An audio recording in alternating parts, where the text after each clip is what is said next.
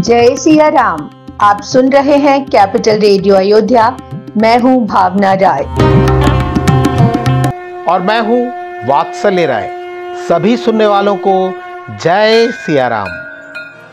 Capital radio Ayodhya में आप लगातार सुन रहे हैं रामायण की कहानियां। आगे बढ़ने से पहले हम आपको बता दें कि हमेशा की तरह इस कार्यक्रम में भी आप मंदिर मुकुट मुखारविंद गोवर्धन के सेवायत कृष्णा भारद्वाज से सुनेंगे रामचरितमानस का एक अंश। रामायण का अर्थ है राम का आयन, यानी भगवान श्री राम की यात्रा। ये वो यात्रा पथ है जिस पर बढ़ते हुए राजकुमार राम मर्यादा पुरुषोत्तम भगवान हो गए। पिछले अंक में हमने आपको धनुष यज्ञशाला में भगवान राम के भक्त और विरोधी राजाओं के संवाद की कथा सुनाई। अगर आपने वो एपिसोड नहीं सुना है तो हमारे YouTube चैनल और Facebook पेज पर जाकर सुन सकते हैं। उसका लिंक भी हम डिस्क्रिप्शन बॉक्स में साझा कर रहे हैं। अब आगे की कथा।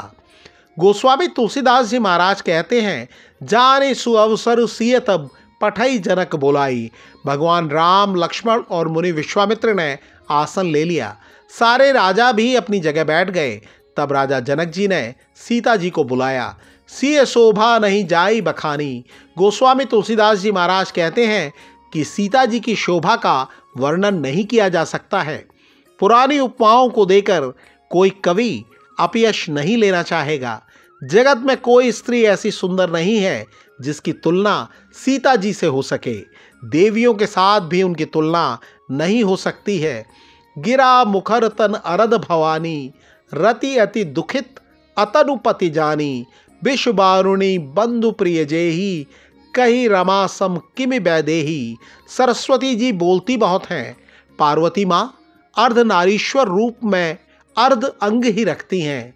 कामदेव की पत्नी रति पति के अंग न होने के कारण दुखी रहती हैं। सागर से उत्पन्न होने के कारण जिनके विष और मध्य जैसे भाई हैं, उन लक्ष्मी जी के समान वैदेही यानी सीता जी को कैसे कहा जाए। चली संग लय सखी सयानी, गावत गीत मनोहर बानी। सोह नवल तनु सुंदर सारी, जगत जननी अतुलित छवि भारी। सीता जी को साथ लेकर चल रही सखियां सुंदर गीत गा रही थीं। वो सुंदर साड़ी पहने हुए थीं। जगत जननी का ये स्वरूप अतुलनीय है। सीता जी जब रंगभूमि पहुंची तो उनका दिव्य रूप देखकर सभी मोहित हो गए। देवता प्रसन्नता में दुंदुभी बजाने लगे। बरशी प्रसून अप्सरा गाई, फूल बरसने लगे और अप्सराएं गाने लगीं। सिय चकित चित राम ही चाहा, भय मोह बस सब नर नाहा। वहीं सीता जी भगवान राम को देखने लगीं और बाकी राजा मानो मोह में पड़ गए। गुरुजन लाज समाज उबड़, देख सिय सकुचाने। लागे बिलोकन सखिन तन, रघुबीर ही उड़ान। उसी समय सीता जी के ध्यान में आया कि यहाँ गुरुजन हैं, समाज के कई लोग हैं, और वो संकोच में पड़ गईं। उन्होंने भगवान राम की छवि को मन में बसाया और अपनी सखियों की ओर देखने लगीं। गोस्वामी तुलसीदास जी महाराज कहते हैं, प्रभु राम का रूप और सीता जी की छवि को देखकर वहाँ उपस्थित लोगों की पलकें झपकना बंद हो गईं। वो विचार करने लगे कि राजा जनक को अपना हठ छोड़ देना चाहिए और बिना विचार किए सीता जी का विवाह राम जी से कर देना चाहिए। यही लालसा मगर सब लोगू, बरु सांवरो जानकी जोगू। सभी लोग सोचने लगे कि जानकी जी के योग्य वर तो ये सांवरे राजकुमार रामचंद्र जी ही हैं। इस एपिसोड में इतना ही।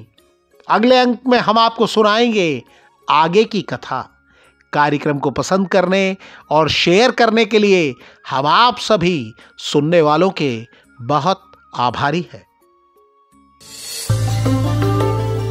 और अब प्रभु श्री राम के चरित का बखान सुना रहे हैं मंदिर मुकुट मुखारविंद गोवर्धन के सेवायत कृष्णा भारद्वाज। ओम श्री गुरुवे नमः। ओम श्री गणेशाय नमः। ओम श्री रामचंद्राय नमः। ओम श्री हनुमते नमः। जय श्री राम।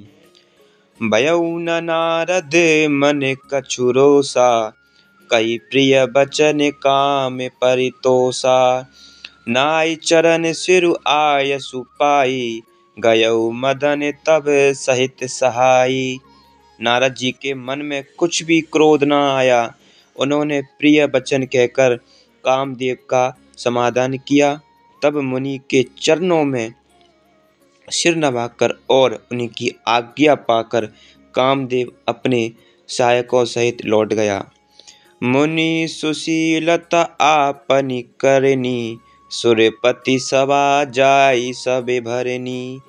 सुनि सबके मन अचरजु आवा, मुनि ही प्रशंसी हरि शिरुनावा।